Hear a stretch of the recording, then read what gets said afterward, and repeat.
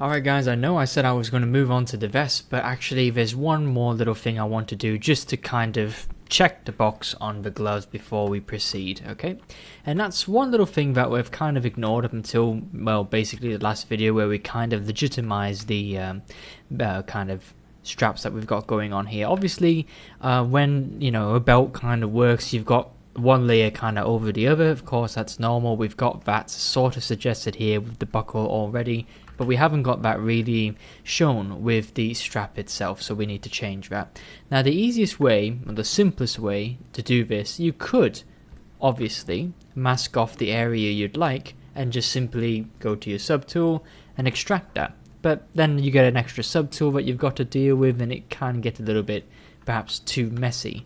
Personally, what I'm going to do is a similar idea to what I did when I did the second layer of the vambrace here. I'm just going to do a pseudo fake of it.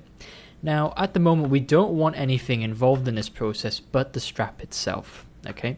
And it might be an idea to actually take a little bit more of the strap you need. So we're just going to mask it off, and I'm going to say I want the top of the strap, so the second layer, to kind of finish about there, okay? Fabulous. Now what we've got to do here is we're just going to decide on what we kind of want the ends to look like. So I'm thinking the ends of my straps are going to be like kind of triangles. Okay, so I'm just going to come over here, make sure I've got enough room, maybe I'll go a little bit further, and just simply cut away from the mask. Okay, might have done that a bit too much. Cuts it away. Like so. Okay, just something simple like that.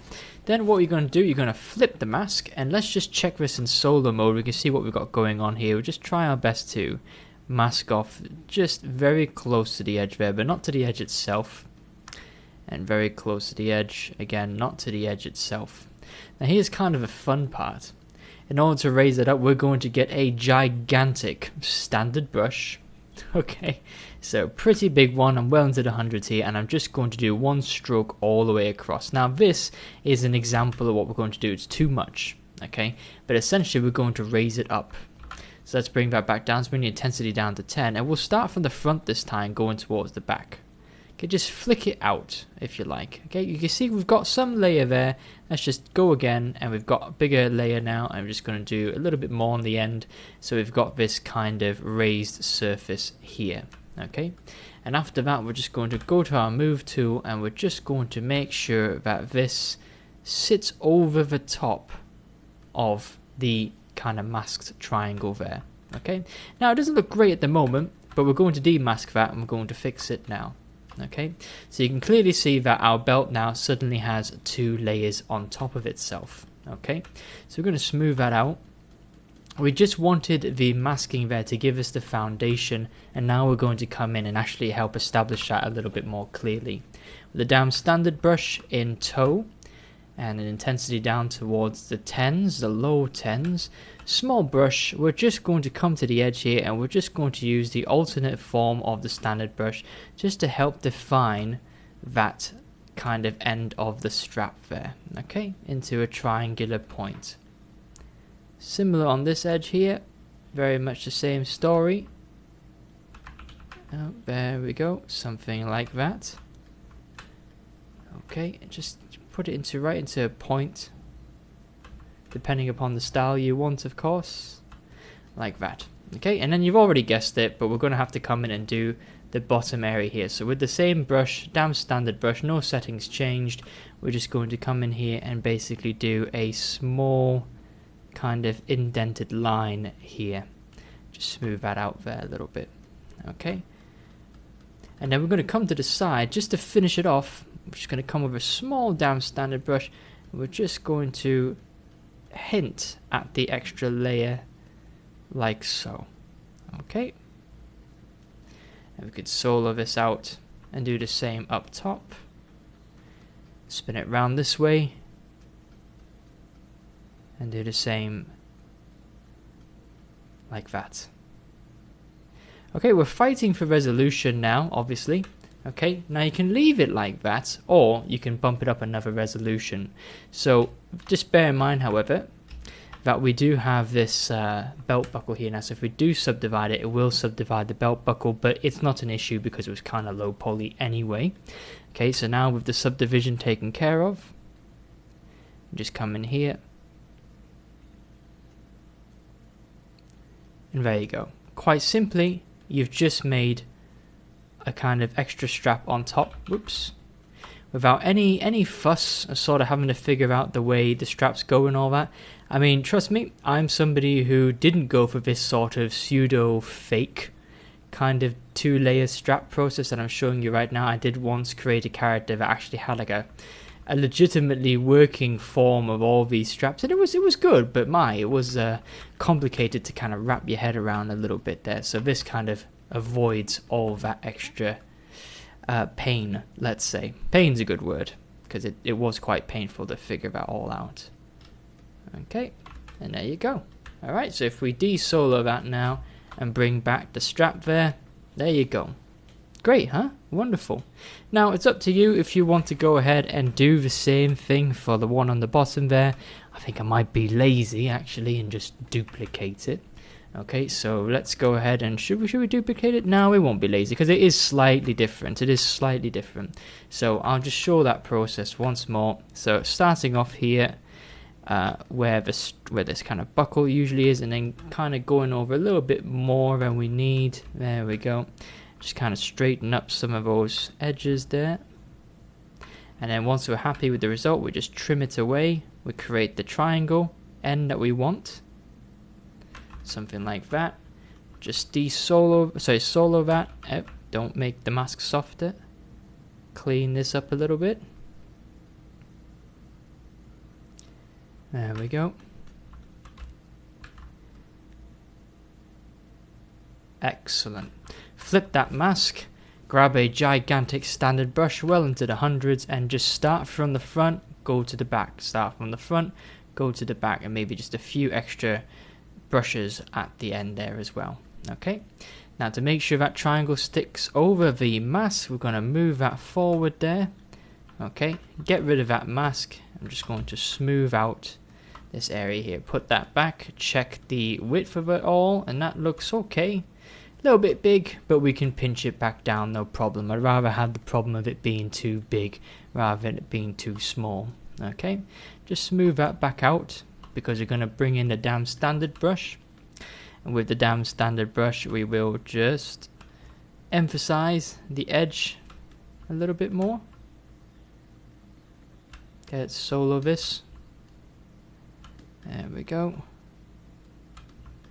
Okay, and whilst we're here, we may as well just try and we probably could do with bringing it a bit more over.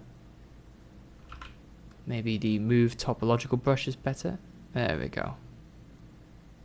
Okay, so just getting that there. Now it's actually quite low poly compared to the one above it, so let's subdivide it once, and there we go. We've got much better resolution to work with now, and it's very similar to what we just did earlier. Take the damn standard brush, use the alternate form of it, and just start kind of putting that in there like so. And now with a slightly bigger brush size, just come in and do the cuts. Let's rotate around there.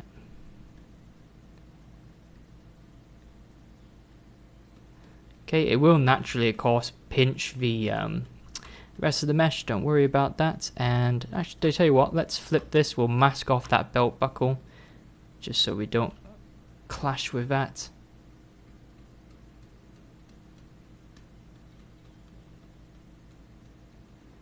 And here we go. So let's do the same over here.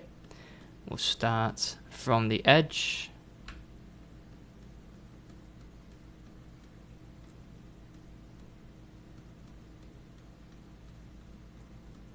Okay. Cool. Now you might be thinking this doesn't look as nice as what we've just did on the upper part of the vambrace, and you're right, it doesn't. But what we're going to do now is we're going to come down, we're going to use the pinch tool. And we're just going to make sure that all this kind of stays in form. So let's bring these two edges closer together. and it will stop that from looking so strange, essentially. Okay, so the pinch tool definitely does get us out of a few sticky situations, which is very nice. But in so doing, we have kind of gone a little bit astray here. Worth using the move tool just to expand that edge back out again.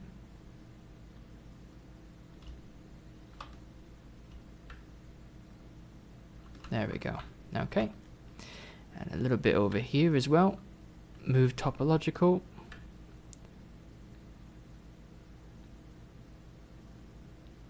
Okay. Right. And of course you can use the move brush to just change the final shape as well. Okay. Something like that. Alright, in fact you could even subdivide it again if you wanted to. Okay, the belt buckle is largely subdivided now, but if you want to just come in and then do some final nice and tidy tweaks, then obviously the extra subdivision level allows you to do just that. Okay. We don't need to go all the way because it's being covered by the belt buckle. So just go as far as you need to, and that little bit extra, and then you're fine. Desolo it, put the belt buckle back, and admire your result. There you go. Okay. Right, I'm just going to work on refining that point a little bit more because it's a little bit blunt compared to the other one, but again, it's not a big deal. It's just a stylistic choice. I'd rather just get right at this stage. Okay, now because the gloves are considered basically completed, I think it's wise now that we sort of go through it and we just reflect it over to the other side. Okay, that's something that we definitely need to do now. So what I'd advise you doing, save your subtool before you do any of this, just in case you make a mistake. I'm going to do exactly that, and it's going to take some time to do that, so I'm just going to pause the video here whilst I save it. And one small eternity later, we're ready to do this. Okay, so what we need to do now is just need to spend a bit of time going through and renaming some of these areas here. So we've got a glove. Okay, so we're going to rename the Vembrace to actually be called a Vembrace. Vembrace. I believe that's how you spell it. And then for the glove, we're just going to call it glove. And what we've got here, we've got the first, we're going to call this U strap, which stands for upper. And we've got, you probably guessed it already, and L strap, which is going to stand for lower. So the trick is here, we're going to have to duplicate all of these, and we're going to duplicate them at their highest subdivision levels, okay, because we're not going to really change these so much anymore. These are going to kind of be set in stone, if you like. So just go through every subtool and make sure it's all set to the highest subdivision level. Then you're going to duplicate each one and just move it down to the bottom. Duplicate the Vembrace, move it down to the bottom. Duplicate the U strap, oh, not twice, and then move the duplicated U strap down to the bottom, and then the L strap will duplicate that and move it down to the bottom. So just bear attention here that you basically want to merge all the subtools that have a 1 as the suffix. Okay, so glove 1, we're going to go merge down. Give it some time to think. There we go, it's now being merged into glove 1, and we're going to merge it down once again to U strap, and last time to the L strap. Okay, so now we've got 2 gloves, 2 exact same subtools. Alright, now what we can do is we can now rename these. It's basically this subtool, we can rename this to glove R, because that is her right hand glove. Okay, and if we go to deformation, we'll be able to mirror that in the X. Oh, it's got multiple subdivisions, we'll just delete that, that's fine. Deformation, mirror X, and there we go. We'll use the move tool. You could use this gizmo, but it is maybe potentially offset. It's always safer to use the actual kind of axis here. So in the X axis, just slide it over until it more or less matches where it has to go. Now it's a little bit offset, because if we bring back the other glove tool, here we go, placeholder glove, you can see the placeholder glove is a little bit further back. So we can use the gizmo now. Let's just move it a little bit in line there. And over here you can use orthographic if you like to line it up better. Just bring it back there, and there it's pretty much over the old placeholder. So once you're happy with the position, click on placeholder, and finally we can say goodbye to the placeholder glove. So now she's got the other real kind of completed glove on the other side as well. Now you might be thinking, well, actually, don't these guys have exactly the same folds as one another? And you're right. What we will do before we finish the high poly sculpt is we will go back to this vembrace here and this glove here. We'll just change only some of the folds that we've done, because this one here is at the highest subdivision level. It's kind of set in stone, so we can only really change this one because it's still separate subtools, and we've got multiple subdivision levels to basically switch between. Just one last little thing is that we did last time is we did move the kind of clothing up here, the shirt, we moved it up slightly, okay, to give the vembrace a bit more sort of room. So you can see there that we just have to give it a bit more room there, something like that. Okay, not too much, just a slight change, just to incorporate the vembrace's new height, which we changed on the other side. Okay, something like that. Alright, fabulous. Now, what you could do in between the videos, if you'd like, you don't have to do it, but I recommend you try and do it, is you can do the same thing for the boots that we've just done for the gloves. Okay, so you can do that, apply it to the straps.